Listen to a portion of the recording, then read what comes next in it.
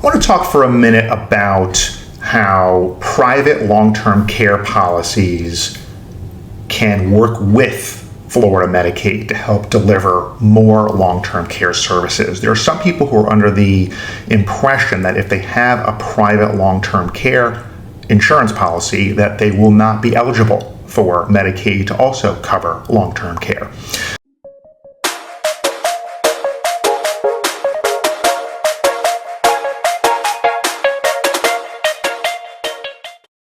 And the answer is maybe yes, maybe no. If you have a Cadillac of long-term care insurance policies that covers all of your needs, then that's wonderful. You don't need Medicaid to help cover more home health care or to help cover the full cost of the facility. But if your income plus your long-term care insurance policy is insufficient to cover all your needs, because usually there is a daily limit. And sometimes there is a time limit, meaning you can only get the benefit for a certain number of months or a certain number of years before it runs out. Or there's a total value, and once you exceed that value, the policy runs out. Very few of these policies are sort of unlimited value in unlimited amounts for an unlimited number of days, for an unlimited number of hours. That's very rare to come across. So it's important to understand that you can layer these benefits on top of each other.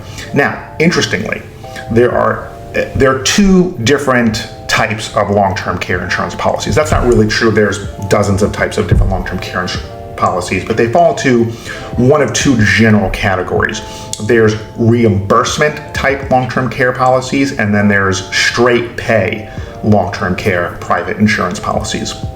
And for our purposes, if it's a straight pay policy, what you need to understand is that Medicaid will count it as income. And that's okay. If your income's too high and you still need the services, we have the Miller Trust or the Qualified Income Trust to deal with multiple sources of income that are jeopardizing eligibility. But we have to deal with it. The other type is a reimbursement style policy. Whereas, let me back up, with a straight pay that will be counted as income, it's just once you qualify, they mail you a check and you can use it for whatever you want. Okay, that's income as far as Medicaid is concerned. If we move to the other type of policy, which is a reimbursement style policy, you have this daily benefit typically, and what you have to do is incur the cost of paying for long-term care, meaning you pay the ALF bill or you pay the home care agency first, and then you submit the bills and you get reimbursed based on what you submit to the long-term care insurance carrier. If it is a reimbursement style policy, Medicaid does not count it as income at all. So that's more beneficial.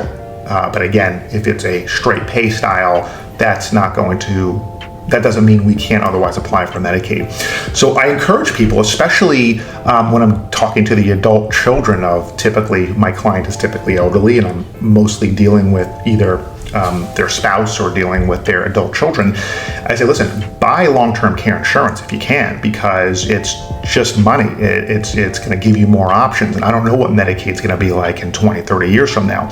But if you have one of these policies, that's not going to preclude you from being able to qualify for Medicaid long-term care benefits to help cover whatever you can't afford to get you more home care, that gets you into a nicer assisted living facility or into a nicer skilled nursing facility. So again, I just wanted to go over I have other videos that talk more about long-term care insurance, and I'll link to those as well.